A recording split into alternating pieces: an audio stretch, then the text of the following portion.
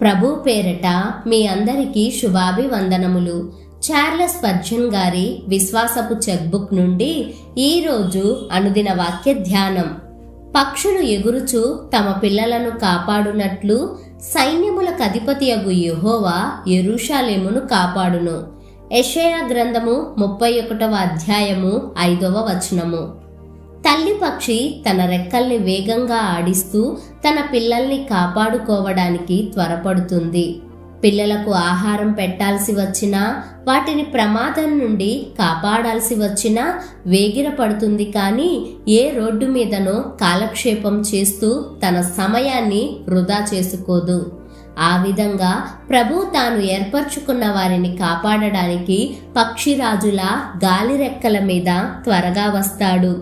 తల్లి పక్షి తన గూడులో రెక్కలు బాగా చాపి వాటితో తన పిల్లలను కప్పి క్షేమంగా ఉంచుతుంది.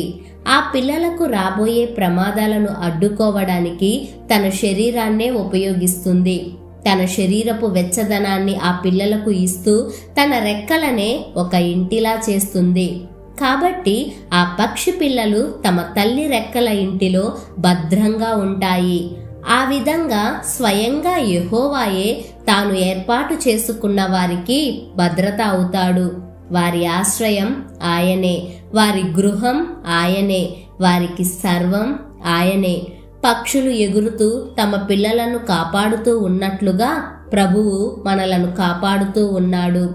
ఆయన మాటిమాటికి విజయవంతంగా ఇలా చేస్తూనే ఉంటాడు. సమస్త దుష్టత్వం నుండి మనం కాపాడబడుతూ భద్రపరచబడుతూ ఉంటాం. దేవుడు మనలను ప్రేమించి కాపాడి భద్రపరిచే విషయంలో తాను పక్షిలా ఉంటానని తనను పోల్చుకున్నప్పటికీ పక్షుల్లా ఆయన బలహీనుడు మాత్రం కాడు. ఆయన సైన్యములకు అధిపతి అయిన యెహోవా, సర్వశక్తిమంతుడైన యెహోవా అతి వేగంగా వచ్చి ప్రేమతో మనకు సహాయం చేస్తాడు.